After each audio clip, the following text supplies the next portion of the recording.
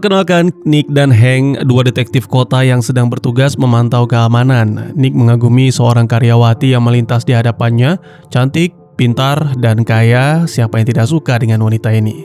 Tapi Nick dan Hank diminta datang ke TKP untuk membantu memecahkan misteri kematian perempuan yang tewas pada saat jogging. Meski Nick dan Hank tidak mendapat petunjuk yang jelas, salah satu lagu di playlist iPod si perempuan menjadi sebuah temuan penting yang akan segera mereka sadari. Balik ke kantor, Nick lagi-lagi melihat manusia aneh.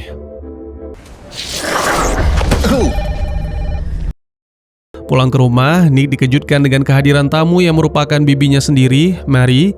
Kalian harus tahu, sebagian masa kecil Nick dihabiskan tinggal bersama Mary. We need to talk. Mary merasa sudah waktunya Nick mengetahui silsilah keturunan keluarganya. Belum tuntas dijelaskan, makhluk aneh yang disebut Hulda muncul dan menyerang. Hulda.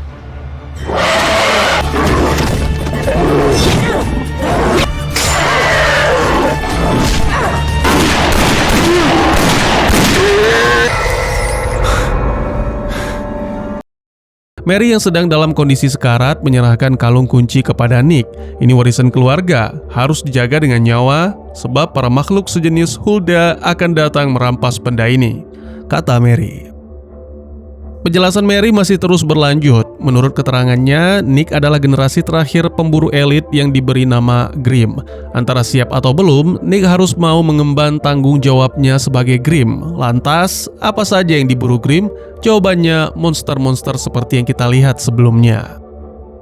Suatu malam Nick terbangun karena mengalami mimpi buruk. Setelah itu Nick lanjut memeriksa camper van milik Mary. Di dalam sini banyak sekali senjata dan benda-benda kuno. Dalam buku tersebut terdapat penjelasan tentang monster-monster seperti Hulda. Sialnya, di tengah proses pembelajaran tersebut, Nick dikagetkan dengan kehadiran kekasihnya, Juliet.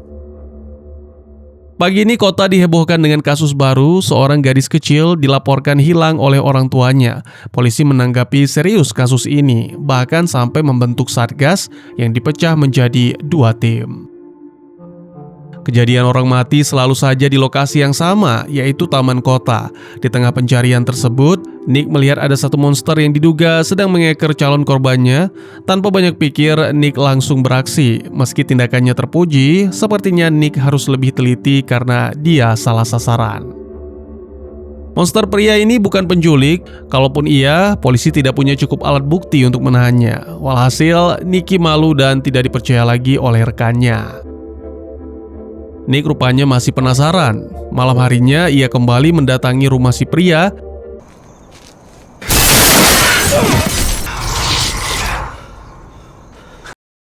Monster ini bersikap lumayan ramah. Nick diajak masuk dan disuguhkan minum. Kebaikan ini dimanfaatkan Nick untuk menggali informasi. Kalau kalian penasaran dengan sosok penculik, saksikan cuplikan adegan berikut.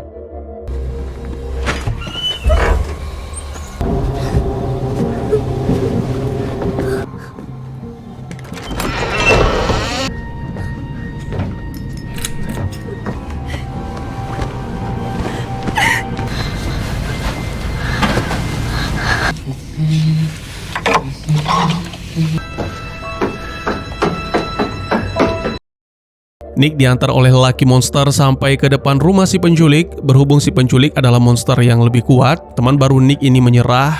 Dia hanya bisa mengantarkan sampai di sini saja. Kalian perlu tahu kalau si penculik punya kelebihan khusus, yaitu dapat mencium aroma musuh dari kejauhan. Kedatangan Nick ke sini tentu saja dengan mudah dideteksi olehnya. Nyali ini tidak cukup besar untuk menggeledah rumah penculik sendirian. Hank ditelepon, diminta ke TKP, lalu diyakinkan bahwa misi kali ini tidak mungkin salah sasaran. Hank dan Nick masuk ke rumah. Cara mereka terbilang sopan pada saat menyampaikan rasa curiga dan menggeledah ruangan di sini. Tapi apesnya, dalam aksi kali ini, Nick dan Hank tidak mendapatkan bukti apapun selain perasaan malu. Benar kan? Lagu di playlist perempuan yang tewas pada saat jogging menjadi clue penting. Kebetulan si penculik memutar lagu yang sama. Tanpa ragu, Hank dan Nick langsung masuk ke dalam rumah dengan gaya khas penggerebekan.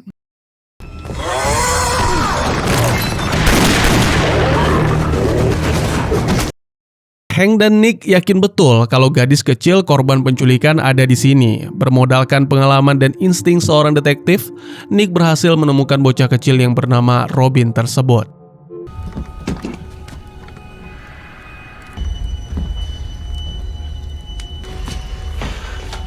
She's not here.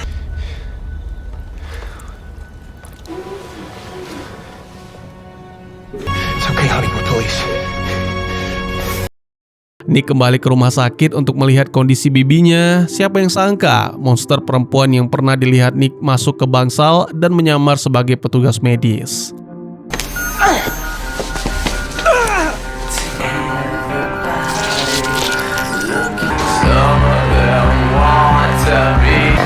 That's unfortunate.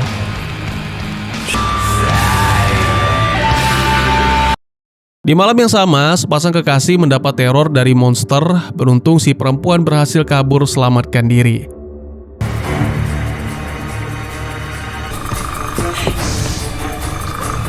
Let's go, hurry up.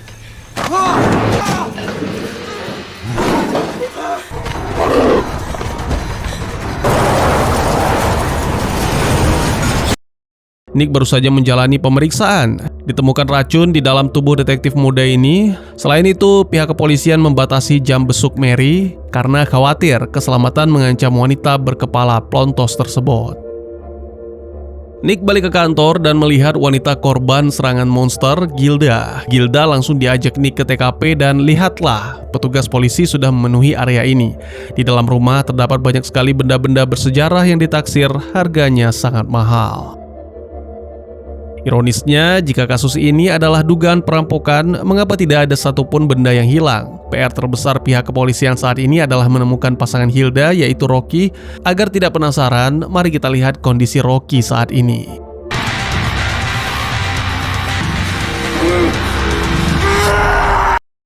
Rumah yang baru saja kita lihat bukanlah rumah milik Rocky ataupun Gilda. Pasangan ini punya hobi unik, masuk ke rumah orang dan berpesta di dalamnya. Semua ini diakui oleh Gilda pada saat diinterogasi oleh Nick di kantor polisi.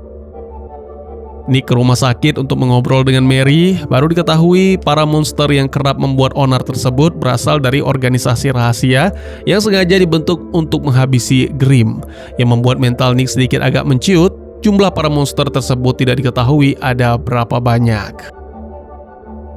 Nick tidak bisa lama di rumah sakit karena dia harus mencari pelaku insiden penyerangan tadi malam. Satu nama berhasil dikantongi, bernama Barry Rape, seorang anggota geng motor trail. Setelah melemparkan sejumlah pertanyaan, Nick dan Hank masih belum menemukan petunjuk apapun. Meski demikian, rasa curiga Nick terhadap keluarga Barry Rape tidak luntur sedikit pun. Bibi Mary sudah pulang ke rumah. Kehadiran Mary membuat Nick sedikit terkejut. Entah apa yang merasuki wanita ini. Dia pergi ke lemari senjata, mengambil salah satu di antaranya lalu menikam tangan Nick. Nick yakin mimpi yang dialami barusan bukan mimpi biasa. Ia pergi ke lemari senjata dan mengambil salah satu benda yang ada di sana. Setelah itu, Nick lanjut menemui pria monster Monroe. Benda yang dibawa Nick ini diteliti oleh Monroe dan diberikan sejumlah penjelasan. Salah satunya tentang monster Jiggerbar. Setelah bertemu Monroe, Nick mendatangi Mary untuk mencocokkan sejumlah data yang ia temukan. Nick mendapatkan informasi dari Mary tentang Roh Huts, sebuah ritual dari anak-anak menjadi dewasa dan biasanya dilakukan pada malam hari. Kembali ke markas, Nick mendapat kabar yang kurang menyenangkan terkait soal Bibi Mary. Kepala kepolisian memutuskan untuk menghentikan penjagaan Mary di rumah sakit.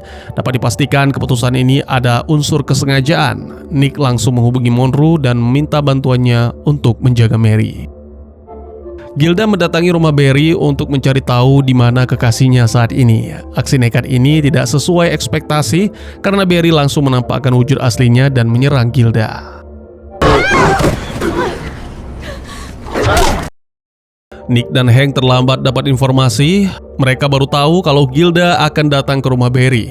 Kebetulan ada ayah Barry yang baru pulang dari kantor. Nick langsung menjelaskan tentang ritual Roh Huts yang sedang direncanakan Barry bersama teman-temannya.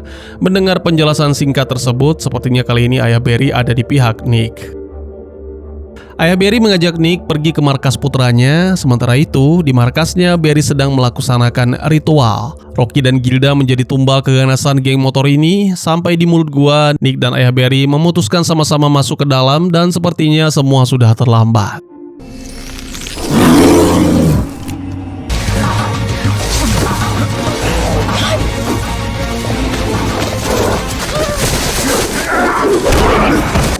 No! Barry! Run! Mom! Don't!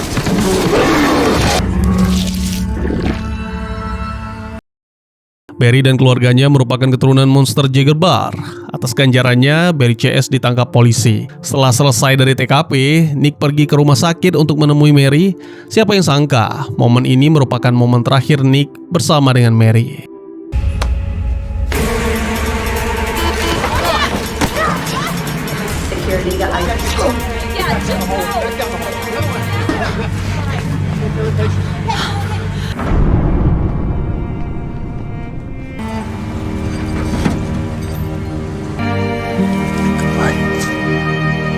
No.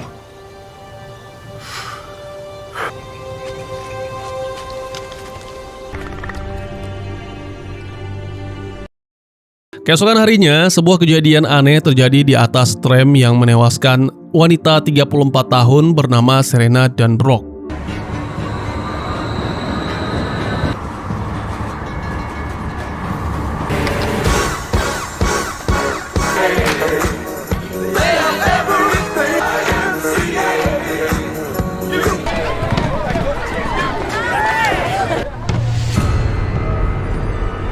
Body ID to Serena Dunbrook, 34, lives in the Pearl. Setelah diotopsi, Serena tewas akibat api toksin dalam jumlah banyak. Bagi yang belum tahu, api toksin adalah racun milik lebah.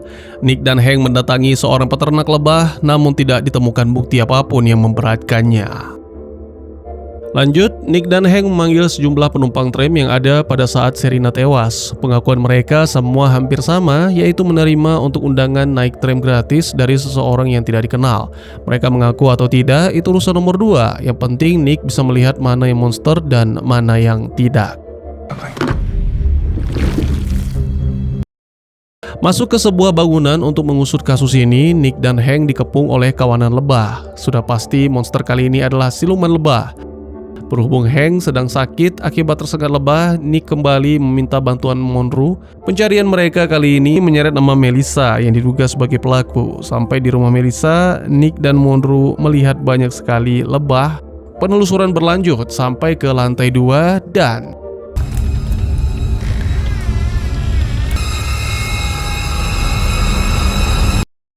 Tidak dapat dibantah lagi, Melissa menjadi tersangka utama karena di ruangan ini banyak sekali ditemukan api toksin.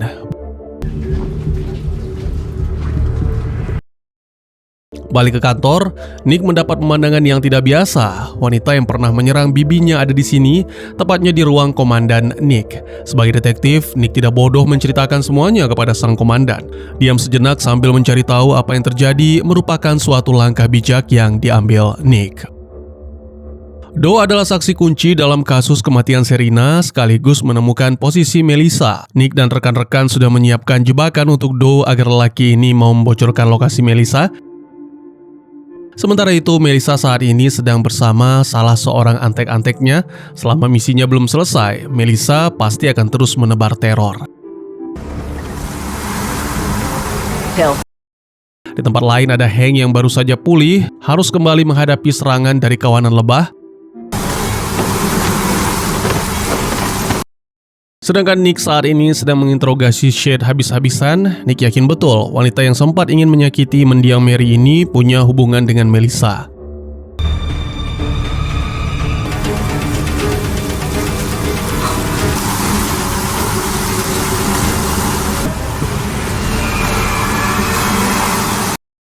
Nick dan Hank sibuk mencari Shade yang seolah hilang tanpa jejak. Sampai pada akhirnya, Nick bertemu dengan Melissa di gedung ini. Mereka berdua tidak sempat bicara banyak. Begitu Shade menampakkan diri, Melissa langsung menyerang Shade. Dapat dipastikan ada perpecahan di dalam kubu para monster.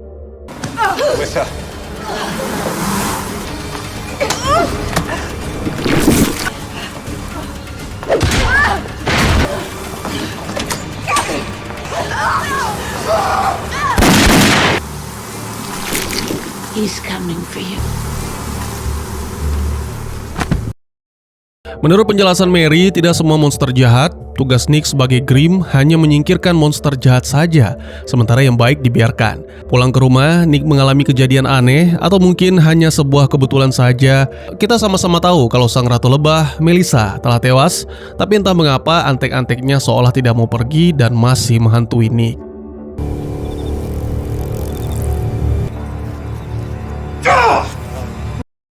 Sejumlah aksi kriminal seolah tak pernah berhenti terjadi di kota Portland. Lagi-lagi yang menjadi korban kekejaman kota besar adalah seorang wanita.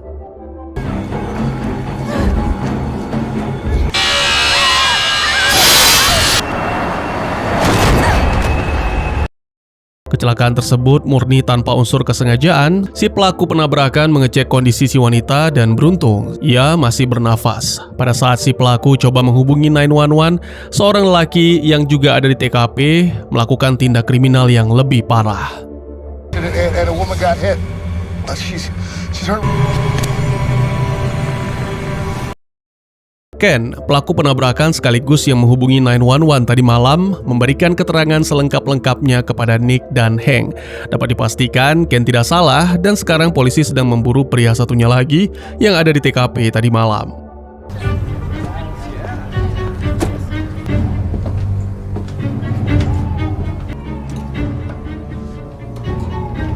Moi, je suis ici. I'll call when it's finished.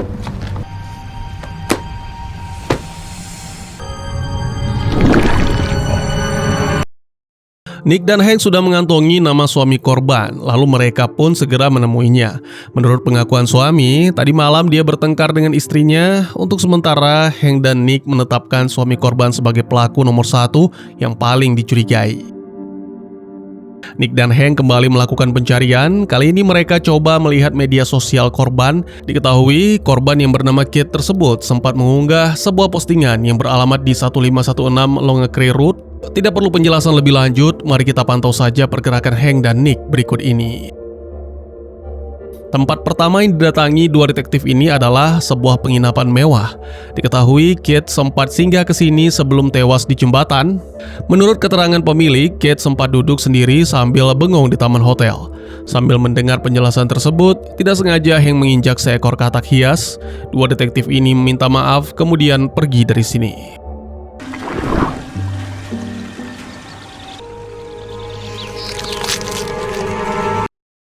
Setelah mencari tahu lebih lanjut, Nick mengantongi sebuah kata yakni Zigefolk. Kata tersebut dibawa ke Monroe untuk mendapatkan penjelasan. Intinya, kata tersebut berkaitan dengan makhluk dan makhluk tersebut punya birahi besar pada masa-masa tertentu.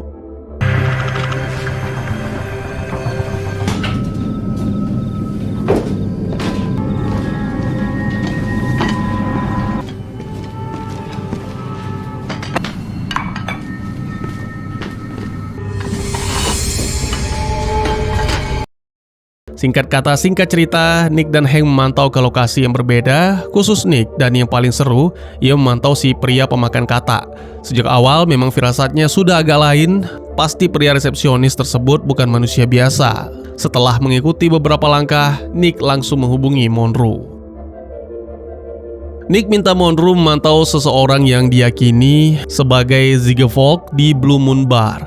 Zigefolk yang dimaksud di sini adalah si pria pemakan katak. Ya, Monroe sampai ke Blue Moon Bar dan melihat Zigefolk sedang merayu wanita. Mungkin ini yang dimaksud Zigefolk punya libido besar pada masa-masa tertentu. Nyaris lupa, yuk kita lihat hasil penelusuran Hank di sebuah bangunan.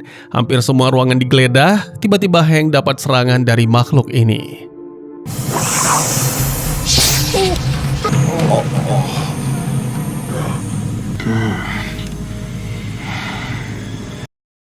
Di luar bar, tampak Nick mempersilahkan Monroe pulang dan ia akan meneruskan tugas memata-matai si pemakan katak. Di tengah aksi membuntuti, Nick coba menghubungi Hank, namun sayang tidak ada jawaban. Atau lebih tepatnya tidak bisa dijawab.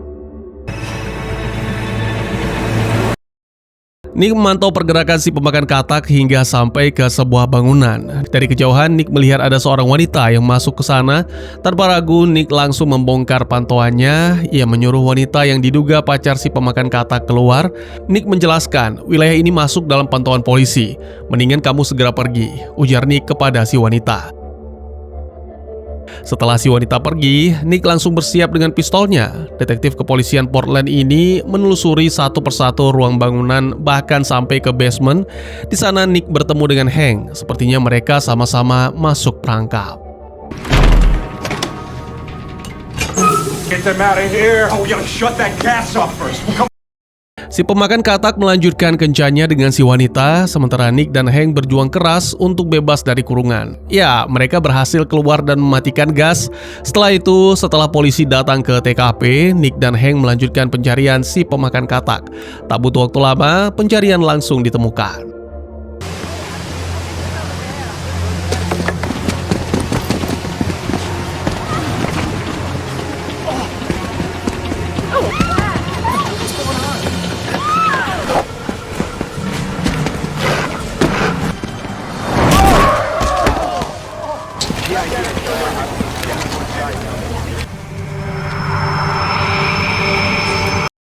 Di tengahnya gemerlap lampu diskotik. Di tempat lain ada seorang pria bersama kopernya mendapat serangan dari dalam mobil. Kill him.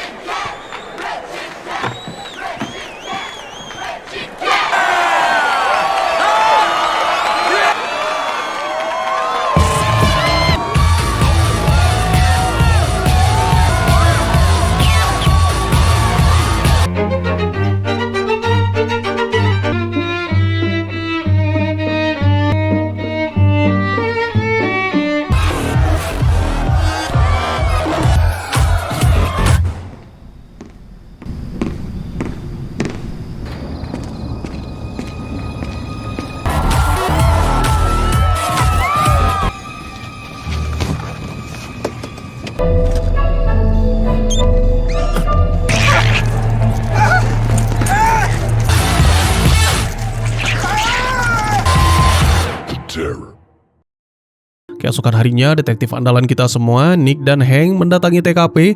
Diketahui pria yang tewas tadi malam adalah seorang guru seni. Oke lah, daripada berlama-lama, mari kita melihat aksi penelusuran Nick dan Hank. Lokasi pertama yang didatangi adalah base camp seni, tempat anak didik mendiang Pak Guru ngumpul. Setelah dari sana dan mengantongi satu nama, Nick dan Hank langsung bergegas pergi. Sekarang mereka sampai di rumah salah seorang muridnya. Wali murid yang merupakan seorang pria tua tampak marah-marah ketika Hank dan Nick menginterogasi anaknya. Leave him alone!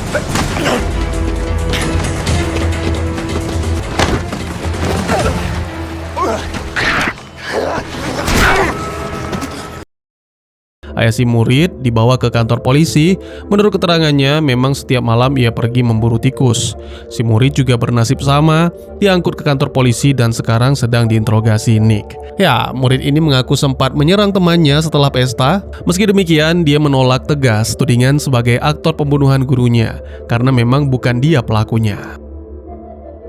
Setelah mendapat sejumlah informasi dan merangkumnya, satu nama yang diduga pelaku berhasil dikantongi. Ia berprofesi sebagai disc jockey.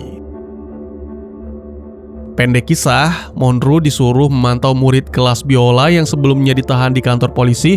Monroe membujuk si murid agar bersikap kooperatif dan menegaskan, meski Nick seorang krim, tapi dia tidak seburuk cerita warga monster. Monroe biarkan si murid berpikir, kemudian dititipkan sebuah kartu nama. Si murid yang kita ceritakan ini bernama Rodi. Hari ini dia tampak kesal setelah mendapatkan berita buruk tentang ayahnya. Malam harinya Rodi membawa kawanan tikus ke dermaga.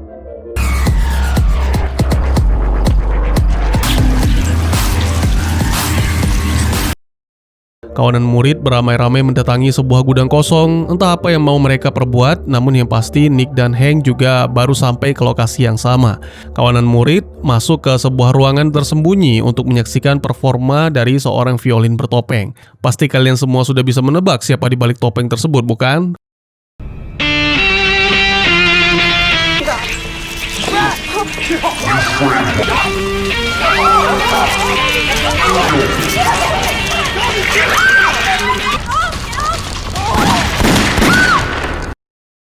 Barulah diketahui semua murid guru yang tewas terlibat dalam kasus pembunuhan, kecuali yang perempuan dan Rodi. Motivasi mereka sepele dan konser yang barusan kita lihat adalah upaya Rodi balas dendam. Sekarang, Rodi bisa bebas menghirup udara segar. Coba perhatikan apa yang dilakukan pria ini.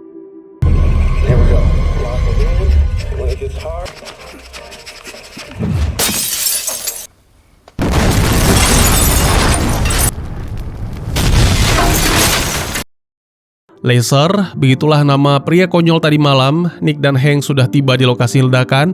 Mereka menanyai sejumlah pertanyaan kepada Laser. Sebagai informasi, Laser juga termasuk golongan monster. Laser ternyata teman lama Monroe. Dia memiliki satu orang adik perempuan bernama Angelina Laser. Menurut hasil penelusuran Nick, Angelina diduga kuat sebagai pelaku ledakan di rumah Hub. Nick mendatangi rumah Angelina. Sampai di dalam, tiba-tiba Nick dapat serangan dari orang yang tidak dikenal.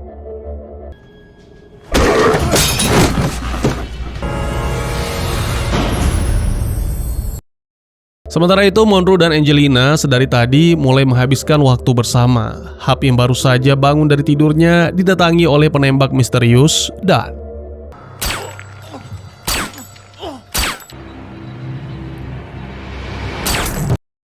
polisi memenuhi atap Hub untuk olah TKP. Angelina yang mengetahui saudaranya telah tiada merasa sangat sedih. Nick melihat ada noda darah di pakaian Angel. Kemudian ia langsung digiring ke kantor polisi. Meski belum ditetapkan sebagai tersangka, Nick dan rekan yakin betul kalau Angelina lah yang membunuh Hub. Angelina dipersilahkan pulang, namun tetap dalam pantauan. Dia benar-benar kesal dengan tindakan polisi yang mencurigainya sebagai pelaku. Angelina pulang ke rumahnya dan mendapati sejumlah barang bukti. Angel langsung masuk menuding oknum polisi yang membunuh saudaranya dari golongan monster Bauerschwein. Hal ini langsung disampaikan kepada Monroe. Kemudian Monroe meneruskan kepada Nick. Nick yang sudah menerima kabar tersebut langsung menanyai salah seorang anggota polisi di kantornya. Ya, polisi ini tidak dapat mengelak bahwa memang dialah biang keroknya. Yang menjadi polemik saat ini adalah sejak dulu Bauerschwein tidak pernah ada masalah dengan Grimm. Jadi Grimm tidak usah ikut campur. Meski pelaku sudah ditemukan, akan tetapi kasus ini tidak sesederhana itu. Nick yang telah lama jadi detektif tetap yakin kalau Angelina adalah biang kerok dari semua tragedi ini. Dia langsung mendatangi Monroe dan menjelaskan situasi yang terjadi saat ini. Di kantor polisi, Angelina datang dan menggeledah ruang kerja salah seorang anggota. Aksi tersebut dipergoki oleh petugas hingga mereka terlibat baku hantam. Sontak, suasana pun berubah jadi ramai. Where? Did they get her? Rumah Monroe didatangi Bauerschwein. Menurut pengakuan polisi Bauerschwein ini, Angelina pernah membunuh saudaranya. Maka dari itu ia balas dendam. Patut diketahui, kedua jenis monster ini memang kerap terlihat berseteruan sedari dulu. Ya, bisa dibilang seperti dendam lama yang tak kunjung damai. Nick mendatangi rumah petugas polisi yang bernama Orson ini. Sambil memegang pistol, Nick menggeledah semua ruangan yang ada di sini. Karena Bauerschwein adalah monster babi, Nick melihat Orson di dalam bak mandi sedang berendam lumpur.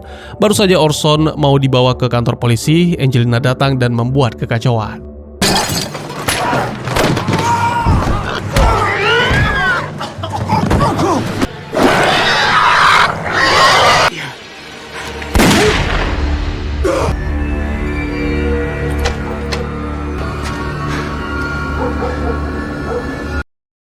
Polisi sudah berada di kediaman Orson untuk olah TKP. Sementara itu Angelina hilang tanpa jejak. Monroe yang merupakan mantan kekasih Angelina merasa sedih dan kesepian semenjak wanita yang hobi mengendarai motor besar tersebut hilang. Pada suatu malam, sepasang kekasih sedang camping di tengah hutan. Tiba-tiba muncul seorang pria bertubuh besar yang membekuk pasangan sejoli tersebut. What goes around, what comes around. Tak lama kemudian si pria dihabisi monster hutan.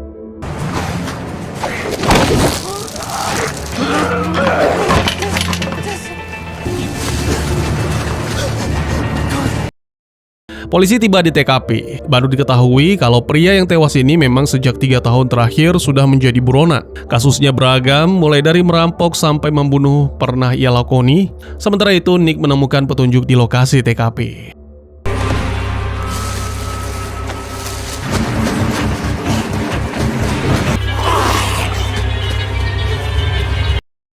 Tiba di markas, ada satu nama yang sedang diusut Nick dan Hank. Dia adalah gadis remaja penghuni hutan.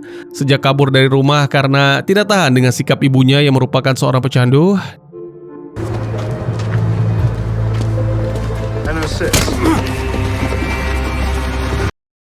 Nick masih penasaran dengan lokasi hutan. Monroe diajak ikut dalam penelusuran kali ini. Tiba-tiba gadis hutan menampakkan diri dan Monroe pun langsung mengejarnya.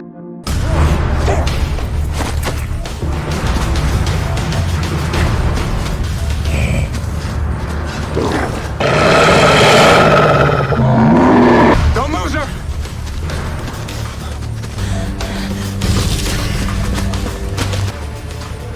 Where'd she go?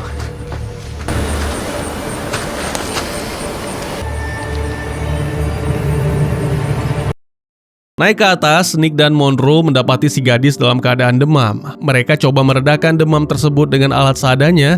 Syukurlah, akhirnya demam gadis yang bernama Holly tersebut berhasil reda. Agar tidak diserang, Monroe dan Nick meyakinkan Holly kalau mereka adalah orang baik.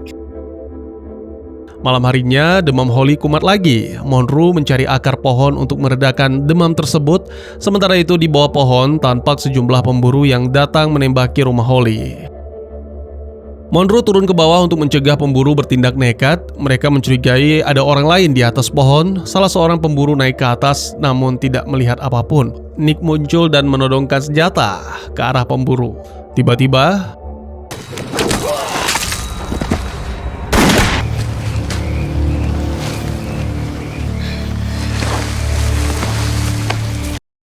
setelah semuanya aman, Nick dan Monroe membawa Holly pulang ke rumah ibunya. Hank yang lebih dulu sampai ke rumah Holly meyakinkan sang ibu kalau putrinya tersebut masih hidup dan selama ini tinggal di dalam hutan. Menurut kalian, siapa yang layak ditetapkan sebagai tersangka di balik semua kekacauan ini? She's pointing at number 3. Entah ada masalah apa, seorang hakim, Logan Peterson, diserang oleh pria di rumahnya hingga tewas. Polisi pun langsung cepat sampai ke lokasi kejadian.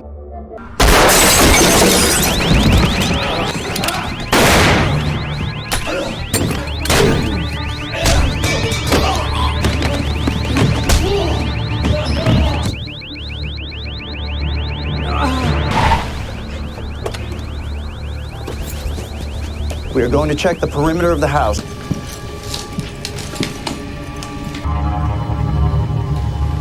Not anymore.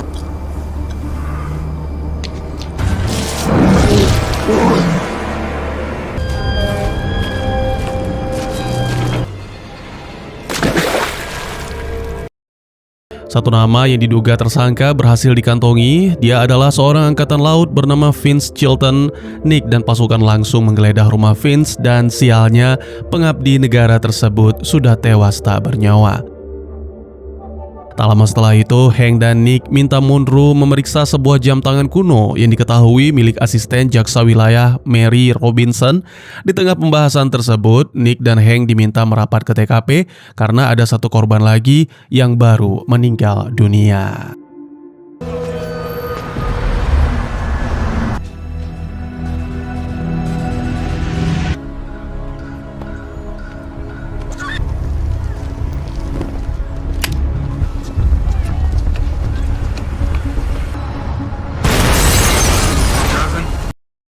Nick mendatangi TKP untuk memeriksa sejumlah barang bukti yang mungkin saja masih tertinggal di sini. Malam harinya, si penjahat mengambil mobil milik warga. Lalu ada Nick yang baru saja sampai ke rumahnya. Siapa sangka, detektif muda dan pemberani ini diserang di rumahnya sendiri. Where is he?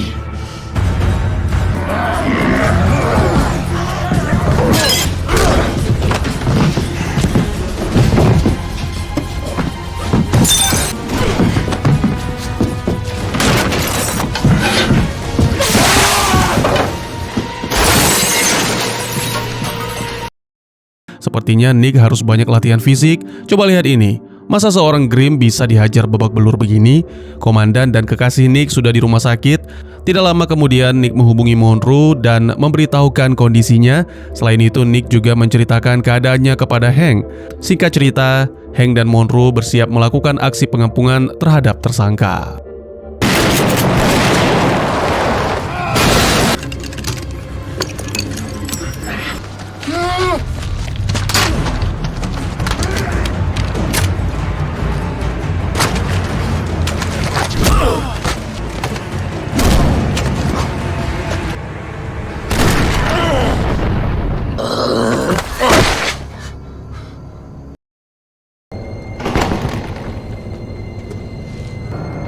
Can't hide, maggot. You can't hide from me. Got you.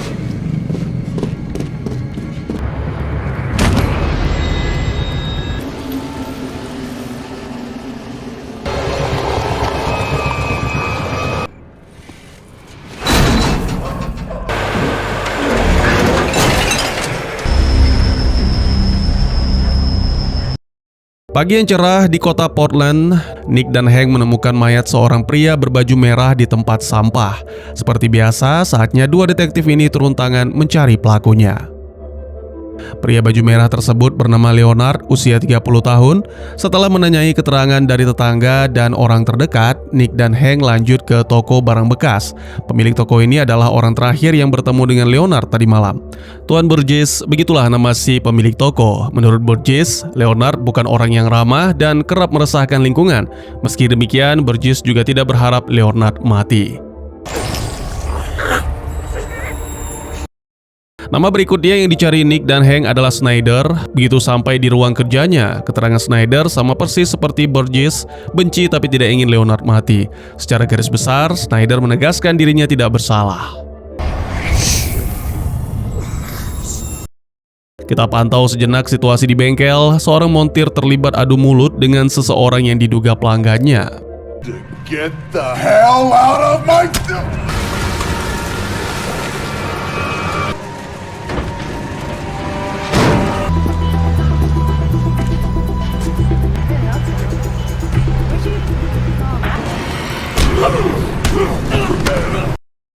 Burgess mendatangi rumah perempuan incarannya, cukup terkejut karena si perempuan sedang berkemas untuk pindah tempat tinggal. Snyder ada di sini untuk membantu perempuan tersebut. Burgess yang melihat pemandangan ini merasa hatinya hancur berkeping-keping. Setelah itu dia turun ke bawah, ke area parkir, dan melihat mobil Snyder terparkir di sana. She's not.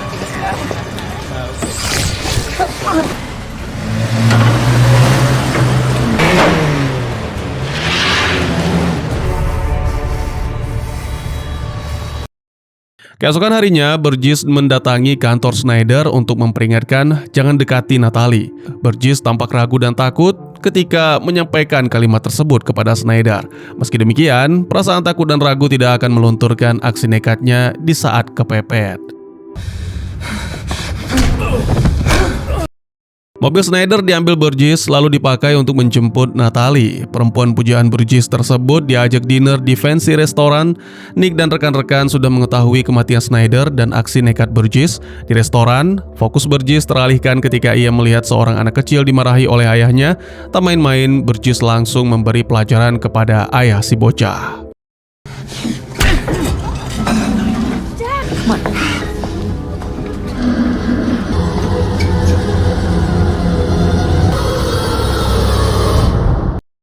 Mobil Burgess dikejar polisi. Lelaki dewasa yang belum menikah ini tampak panik. Saking paniknya, Natalie diperlakukan seperti Sandra, sudah bukan lagi seperti seorang kekasih. Nick dan Hank yang sudah mengantongi titik koordinat Burgess langsung merapat. Tak butuh waktu lama bagi Nick dan Hank untuk menemukan Burgess. Burgess terlihat masih panik dan wujud aslinya tampak jelas di cermin.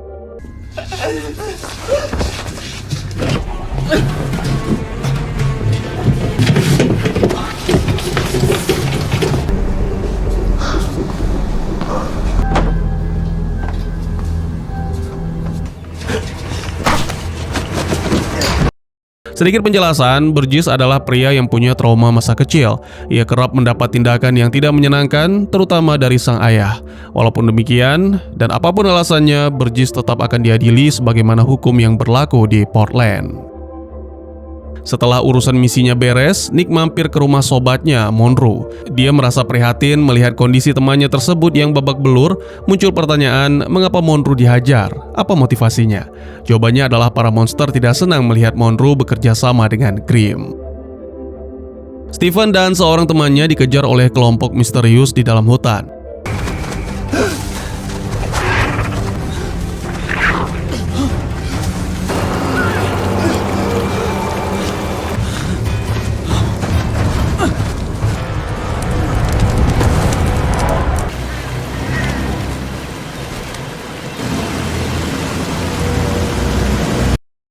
Nick sampai ke TKP dan melihat kondisi mayat tampak sangat pucat, ditemukan aksesoris pada jasadnya. Pria polisi yang sering kita lihat tapi belum tahu namanya, punya spekulasi agak lain. Dia menduga pria yang tewas ini vampir. Emang iya? Sampai di kantor, salah seorang staf polisi berkata kalau di area sungai pada era 80-an banyak komunitas pemuja iblis. Akhir diskusi, Nick dan Hank pergi ke gedung kotak surat. Diketahui korban pernah menyewa kotak surat selama 6 bulan. Ketika Nick dan Hank mau pergi meninggalkan lokasi, masuk seorang remaja yang memakai aksesoris kalung yang terbuat dari kerang. Hank penasaran, dari mana kau mendapatkan kalung itu? Seorang gadis menjualnya di seberang alun-alun, namanya Gracie, balas si remaja. Maaf tuan, kalung ini tidak untuk dijual. Kau boleh mengambil dan memberikan uang seikhlasnya, kata Gracie. Saudara Gracie datang dan mereka berdua kaget kalau Stephen sudah meninggal dunia. Lebih lanjut, Gracie dan sang kakak memberi keterangan kalau sebelum meninggal dunia, Stephen bekerja sebagai buruh di peternakan dan sempat dibawa ke klinik gratis untuk perawatan. Sampai di klinik, penanggung jawab tempat membuka catatan medis Stephen. Diketahui remaja tersebut pernah kena gigitan laba-laba dan dirawat di sini. Selain itu, Stephen juga sempat terjerumus ke dalam sirkel pertemanan para pecandu zat adiktif. Setelah selesai dari klinik, Hank dan Nick dapat panggilan dari rekan mereka. Ditemukan korban baru dalam kondisi mengenaskan, tapi tunggu, korban ini belum mati. Ditemukan banyak sekali organ tubuh manusia di dalam mobilnya. Seperti yang sudah-sudah, Nick selalu membaca buku warisan bibinya untuk mengetahui jenis-jenis monster. Yang saat ini beraksi adalah Monster Girls, makhluk hina yang gemar menyantap organ tubuh manusia. Seperti biasa, Nick membahas soal pengetahuannya bersama Monroe. Menurut Monroe, para Girls rata-rata berprofesi sebagai tabib. Mereka ahli meracik obat-obatan, tapi sayangnya tidak menggunakan bahan-bahan yang legal.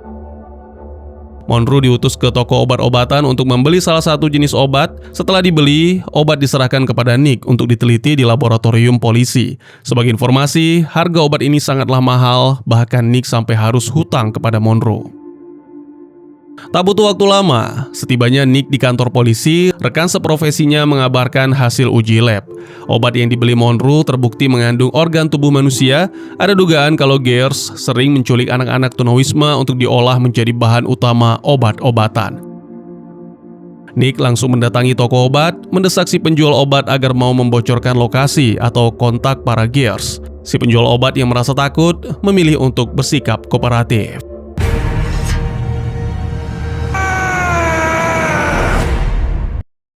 Setelah kembali menggali informasi dari Gracie dan saudaranya, Nick beserta rekan-rekan memutuskan pergi ke hutan untuk menggeledah.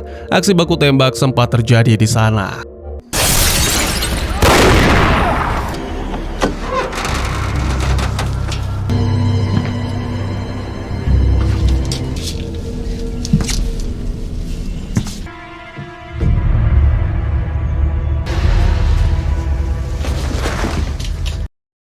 Nick dan rekan-rekan melihat banyak sekali organ tubuh manusia di sini. Ponsel milik salah seorang penjaga tempat diambil Nick, diperiksa panggilan terakhirnya, dan nomor tersebut terhubung ke klinik. Ya, Nick yang sudah mengetahui lokasi klinik langsung bergerak ke sana.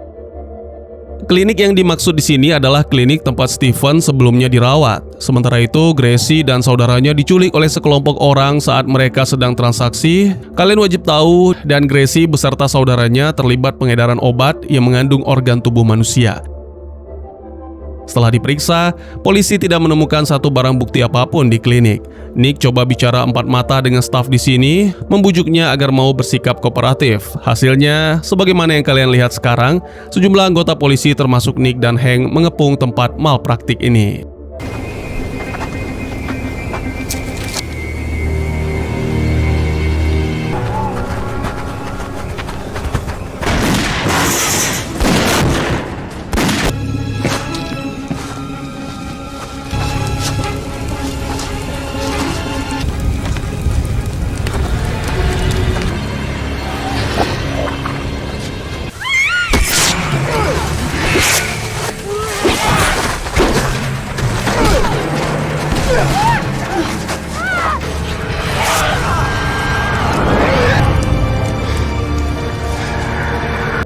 2 hari kemudian, kota Portland sedang diadakan pameran seni. Salah satu pemilik lukisan tertarik dengan salah seorang pengunjung wanita yang dianggap punya selera bagus dan fisik rupawan.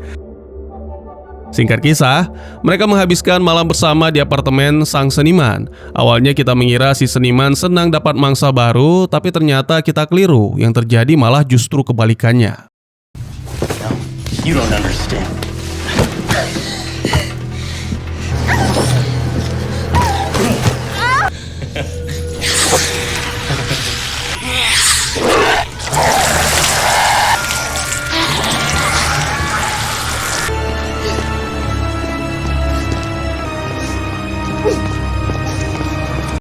Setelah dari TKP dan mendapat sejumlah keterangan serta barang bukti, Nick dan Hank lanjut pergi ke ruang otopsi. Coba lihat betapa mengenaskannya kondisi mayat si pria seniman. Kondisi tersebut diakibatkan oleh zat asam yang berlebihan. Setelah itu ada bekas luka gigitan di tubuh korban.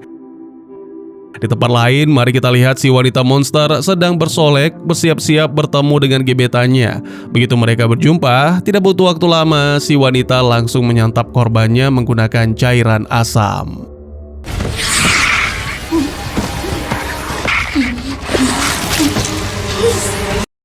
Housekeeping masuk ke dalam kamar dan melihat jasad korban tergeletak di lantai. Tak lama kemudian, Nick dan Hank sampai di TKP. Kamera pengawas diperiksa dan mereka melihat sosok wanita yang sama dengan kasus di galeri seni. Nick mendatangi rumah Monroe untuk mencari tahu tentang monster yang sedang beraksi saat ini. Dia adalah jenis Spiny Toad, siluman laba-laba yang kerap menyuntikkan zat asam dan menghisap organ para korban. Sementara itu, perlu kalian ketahui si wanita laba-laba ini punya keluarga, 1 putri dan 1 suami. Selain membunuh, wanita ini juga mengambil barang-barang mewah milik korbannya. Seperti berikut ini, jam tangan Rolex edisi khusus diambil olehnya untuk diuangkan. Pendek kisah, Nick dan Hank mendatangi rumah si wanita laba-laba. Nick melihat perban di jari si wanita. Pemandangan ini langsung membuat dirinya teringat dengan potongan jari yang ditemukan dalam kasus galeri seni. Tapi tunggu dulu, belum ada satupun barang bukti yang bisa menjerat si wanita. Sementara suaminya dibawa ke kantor polisi atas dugaan kasus pencurian jam tangan Rolex.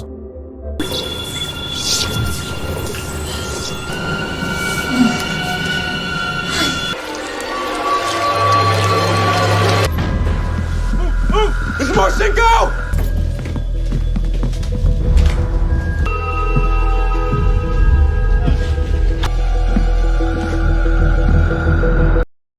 Aksi pihak kepolisian barusan tidak luput dari bantuan suami si wanita laba-laba. Alasan dia mau membocorkan kehidupan sang istri karena takut tahu Nick adalah seorang grim.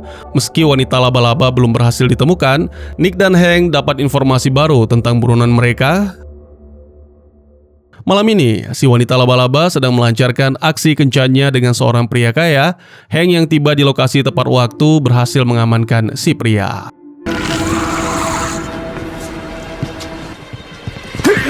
I'm a cop. Don't talk. Don't move.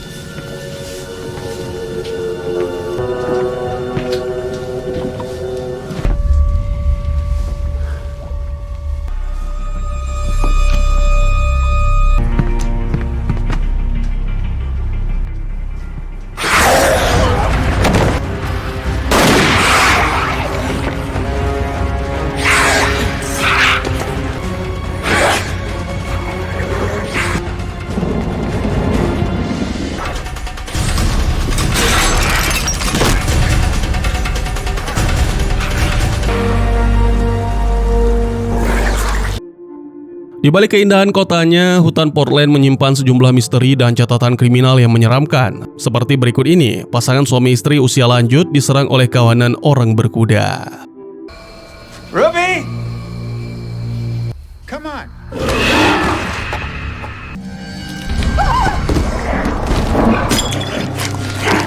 Dimitri!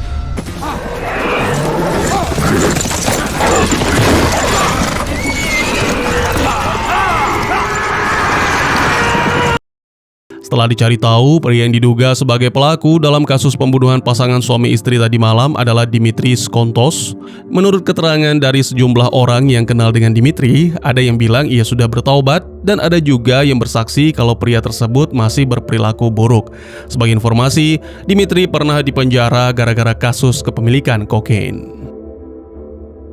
Nick dan Hank sampai ke markas mobil rongsok. Salah satu mobil yang ada di sini terdaftar atas nama Dimitris Kontos. Tiba-tiba Nick menyadari ada orang yang sedang memantaunya. Ia pun langsung mengejar orang tersebut, masuk ke dalam bangunan gudang kosong. Nick dan Hank yakin betul tempat ini digunakan untuk hal yang tidak benar. Sementara itu, teman Dimitri yang sebelumnya ditemui oleh Nick dan Hank di tempat gym, ketika ia sedang jogging di dalam hutan, sekelompok orang berkuda mengejarnya.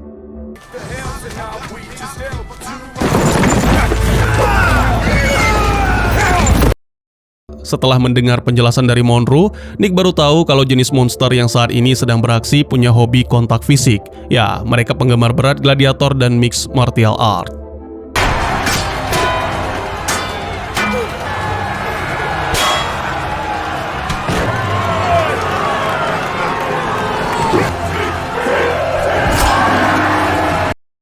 Nick dan Monroe pergi ke sebuah lokasi di hutan. Tak lama kemudian Nick dapat panggilan telepon, dikabarkan kalau ada sebuah mobil yang sedang membawa pasukan berkuda.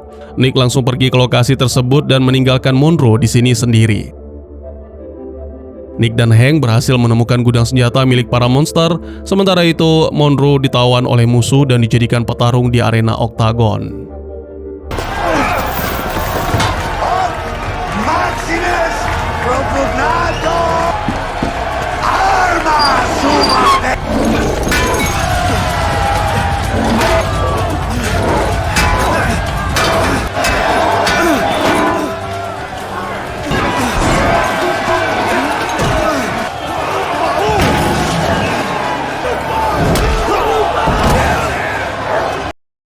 Ketika promotor menginstruksikan untuk menghabisi Monroe, Nick datang tepat waktu. Dia langsung menodongkan senjata dan singkat cerita, ia disuruh menggantikan posisi Monroe di atas oktagon. Maybe that'll help. What are his weaknesses? That's your shield. His right hand is weak, okay? You can do this.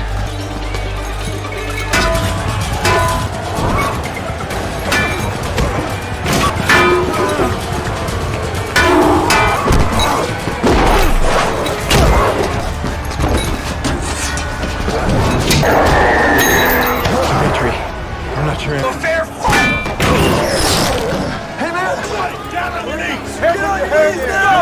Is he alive? Yeah, he's breathing. Where's Tamer? I don't know.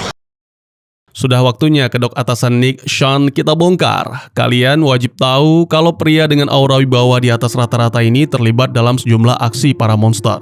Kacaunya lagi, diduga Sean adalah panglima semua monster yang beraksi selama ini.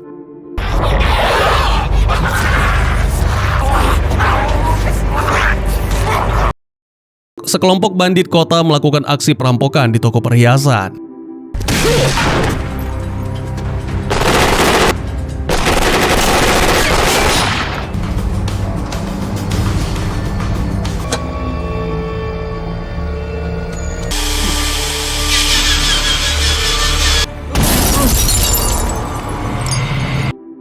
Setelah berhasil menyelesaikan misi, terjadi perpecahan di dalam kubu para perampok. He's coming back.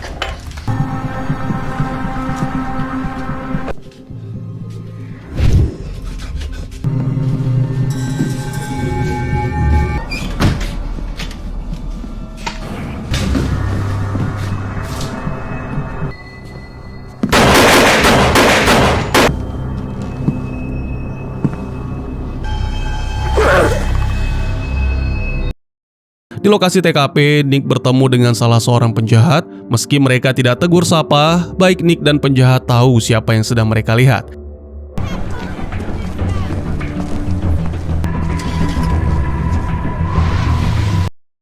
Sebagian perampok berhasil diamankan. Sean memeriksa barang bukti yang dicuri para perampok. Baru diketahui kalau koin Nazi kuno adalah motivasi utama mereka. Sean meminta barang bukti tersebut dari Hank dengan nada agak memaksa. Nick masuk ke ruang interogasi untuk menggali informasi dari salah seorang tersangka perampokan. Koin yang menjadi barang bukti ini bukan berasal dari Nazi, melainkan Zakynthos, Yunani kuno. Banyak korban jiwa demi memperebutkan koin tersebut. Nazi adalah kelompok terakhir yang memegang koin itu. Sejak kekalahan mereka pada Perang Dunia II, koin berlambang swastika tersebut hilang entah kemana.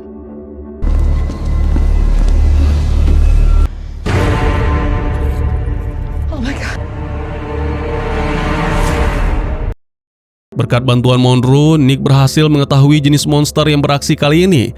Dia berjenis Tiny Needler, kerap terlibat dengan sejumlah aksi militer pada Perang Dunia Kedua. Sementara itu, tiba di kantor, Nick dan Hank sudah mengetahui data salah seorang perampok yang masih berkeliaran. Dia bernama Soledad. Gak ada angin, gak ada hujan, Sean ingin menggelar konferensi pers. Topik utama yang Sean sampaikan soal keadilan bagi seluruh warga Portland. Sontak pidato ini sukses menuai perasaan kagum bagi semua yang mendengarkannya.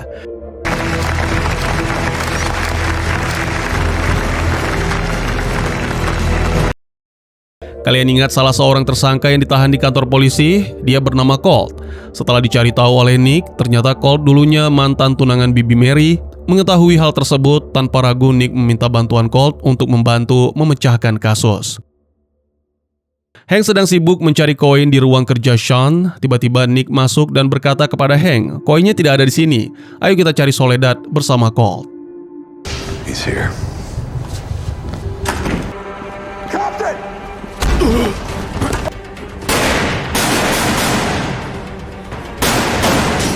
Stay down.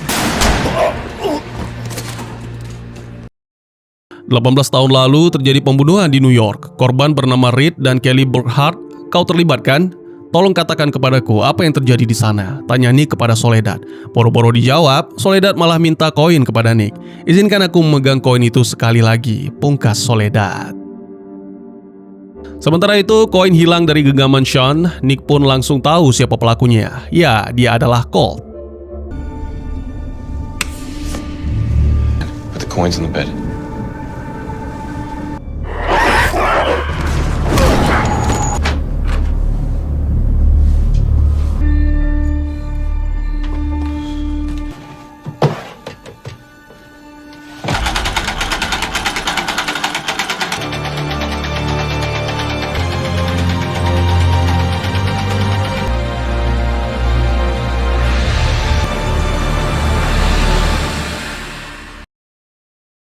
Dua pria yang diduga penjahat mendatangi gedung pabrik pada malam hari. Dari gembok gerbangnya saja dapat dipastikan bahwa tempat ini sudah dimasuki orang. Dua pria tersebut masuk ke dalam dan mencari penyusup. "Hei, keluarlah. Kami security tempat ini," tegas mereka. Tanpa berlama-lama, penyusup tersebut menampakkan diri.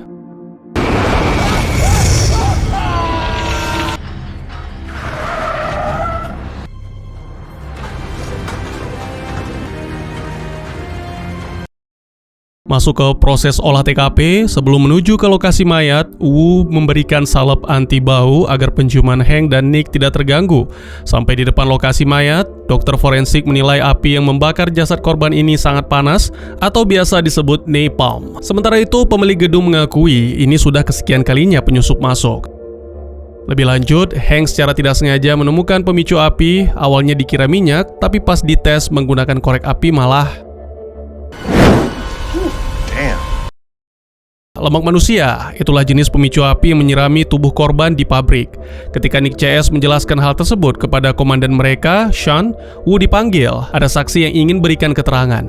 Nick dan Hank maju untuk mendengarkan. Menurut saksi, tadi malam dia melihat orang dari pabrik melintas dan nyaris ditabrak olehnya. Ekspresi orang tersebut panik, ketakutan, dan separuh wajahnya ada bekas luka. Wu kembali datang untuk mengabarkan pemilik pabrik, Mr. Lance, diserang oleh seseorang. Nick CS pun langsung merapat. Tiba di sana, Wu terkena semprotan cairan dari penjahat hingga nyaris tidak bisa bernafas.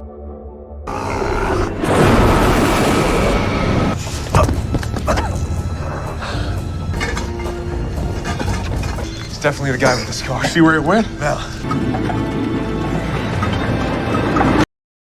Di DNA dari cairan lemak tersebut sudah bisa diidentifikasi. Penjahat yang beraksi kali ini bernama Fred, usia 48 tahun, seorang tukang las kereta tambang yang baru dipecat 2 tahun lalu.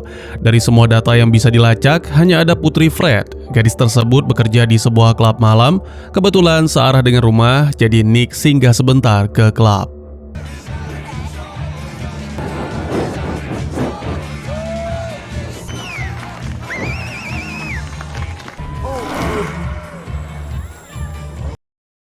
Pas kebetulan Monroe ada di sini, bahkan bisa dibilang sering kesini. Begitu Nick mengatakan dia ada masalah yang melibatkan ayah gadis penampil tersebut, Monroe langsung tahu jenis monsternya, yakni Demon Viewer. Setelah itu Nick mendatangi putri Fred. Wow, boleh juga nih cewek, ujar Nick dalam hati.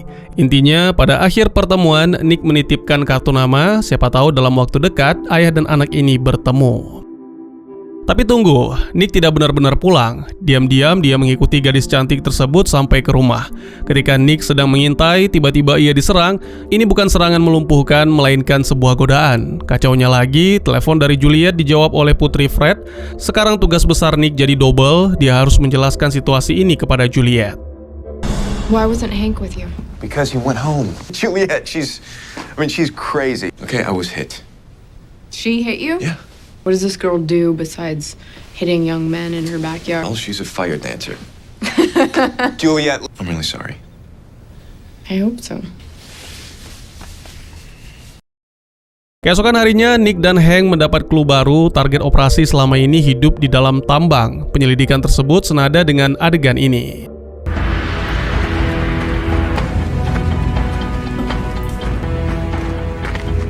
I found someone who's gonna make you better. Tiba-tiba Nick ditelepon oleh putri Fred, minta datang ke rumahnya malam ini. Khawatir terjadi salah paham, Nick langsung menghubungi Juliet untuk minta izin dan menjelaskan kalau aksi malam ini ditemani Hank.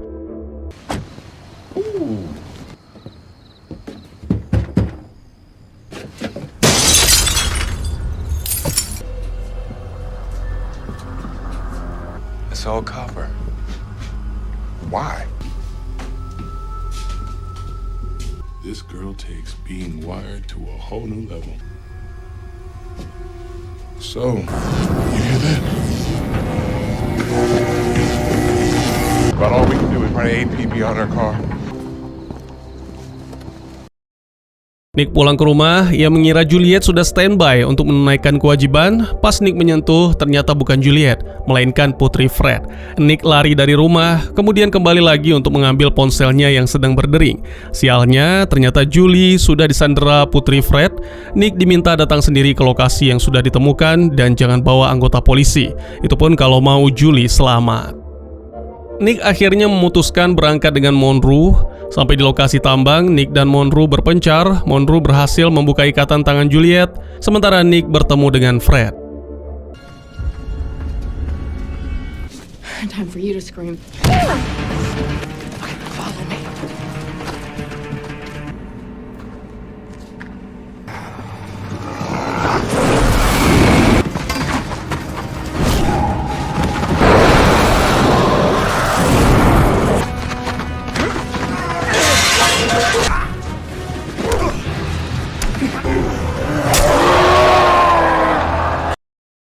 Monroe dan Julie berhasil keluar, sementara Nick masih ada di dalam. Putri Fred merasa kesal karena ayahnya tewas. Dia langsung menghembuskan cairan khas Demon Viewer untuk menghanguskan tempat ini. Dragon's blood shall once more rise.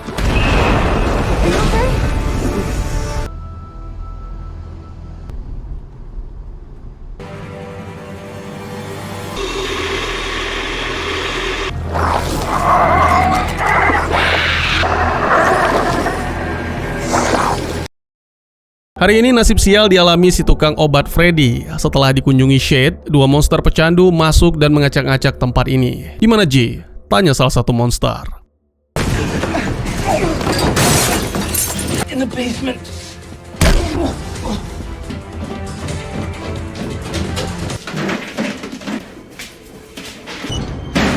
Where is it? It's gotta be here somewhere. I got some! Mother load. Forget about it! The cops are gonna be with us! There's boxes of it here. Let's go! Thanks for the J, man. Come on! Nick tiba di TKP. Ketika memeriksa jasad korban, Nick ingat bahwa dia pernah bertemu dengan Freddy. Fuchsbau, right? Oh my god. Nick ajak rekan-rekannya turun ke basement dan memeriksa kondisi di sana.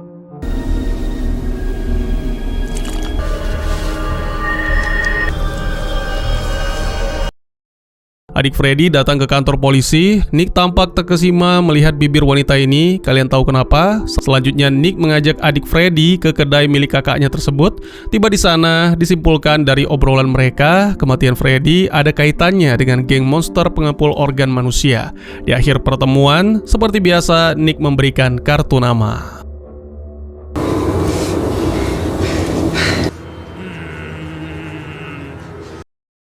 Sialnya, Hank malah jadi orang pertama yang mencicipi kue buatan Shade. Tampaknya mudah sekali mengelabui polisi Portland yang satu ini. Nick kembali mendatangi tempat tinggal adik Freddy, Rosa. Kali ini dia mengajak Monroe masuk ke ruang penyimpanan obat milik Fred. Monroe langsung tahu J yang dimaksud, sejenis metafetamin bagi golongan monster. Inilah yang dicuri oleh dua bandit yang menghabisi nyawa Freddy. Entah ini racun atau bukan, Julie dapat kiriman kue dari tetangganya. Sementara itu, Rosa memergoki dua bandit masuk ke ruang penyimpanan obat milik mendiang sang kakak. These are open. Why are they open? Mine's in the car.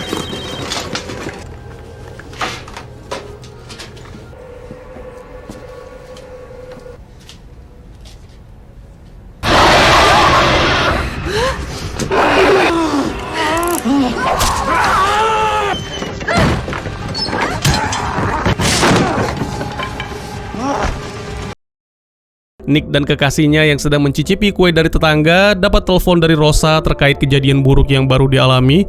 Berhubung Nick polisi baik, dia langsung bersiap menuju ke TKP. Simak adegan Hank berikut ini dengan tema nafsu birahi menggonggong.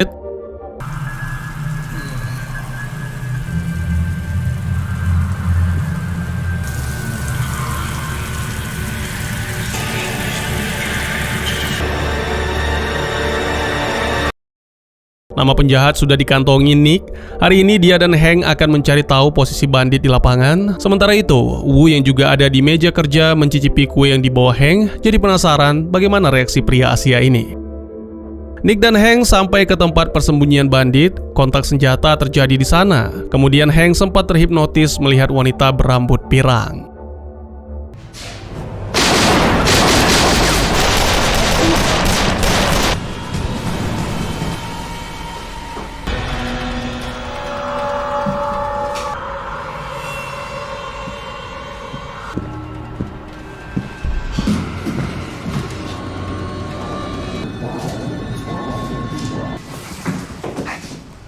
I saw someone.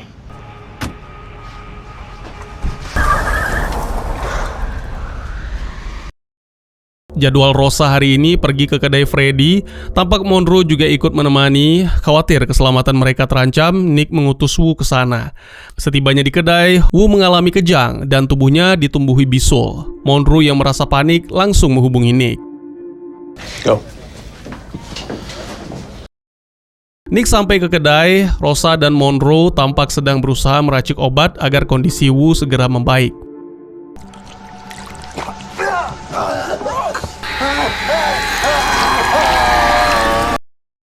Pada malam harinya, luar biasa, bisul di wajah Wu sembuh. Pria ini langsung dibawa ke rumah Rosa. Lebih lanjut, Rosa buka suara soal J dan memberitahu pusat peredarannya. Tanpa pikir panjang, Nick dan Monroe langsung ke sana.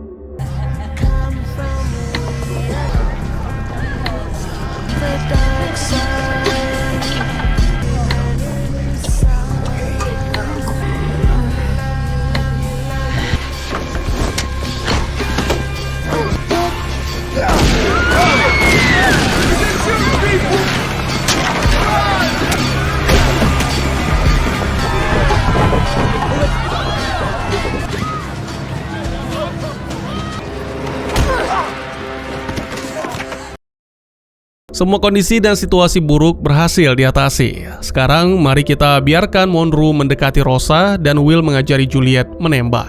Terakhir, mari kita sama-sama lihat kondisi Hank saat ini.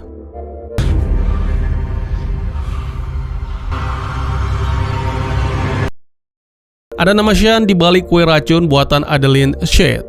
Sejauh ini baru 2 orang korbannya, Hank dan Wu, tapi kita tidak lagi membahas mereka, melainkan seorang wanita bernama Robin. Entah sedang menghadapi masalah apa, Robin diculik oleh sesosok pria monster. Meskipun Robin juga monster, dia tak berdaya melawan.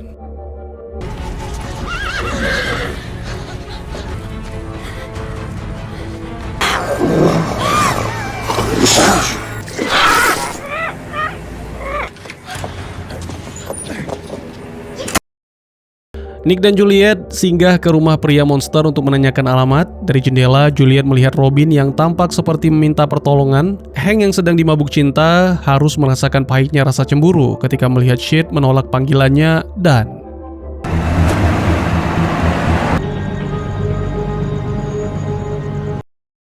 Oh, rupanya Nick dan Juliet sedang liburan ke villa. Kebetulan villa mereka tetanggaan dengan rumah tempat Robin disekap. Tidak sengaja Juliet melihat Robin sedang digiring. Nick langsung menghubungi sheriff setempat untuk meminta pertolongan.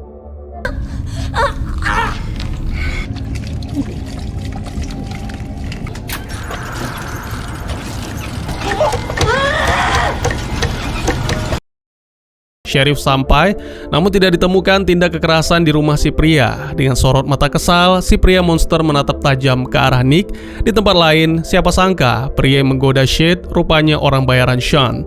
Apa motivasinya? Tidak mungkin kalau hanya ingin membuat Hank cemburu, bukan? Keesokan harinya, secara kebetulan Julie bertemu dengan Robin. Mereka berdua berkenalan. "Jika kau butuh bantuan, hubungi aku," kata Juliet. It's all fine. It's time to go.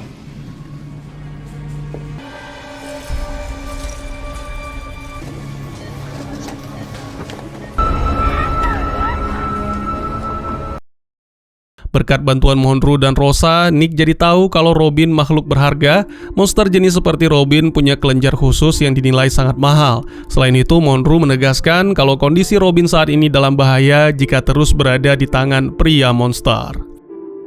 Kepergian si pria monster dimanfaatkan oleh Robin untuk kabur dari rumah. Nick yang melihat aksi tersebut coba mengikuti Robin. Ternyata baru diketahui staf swalayan sedang menunggu Robin untuk menjemputnya.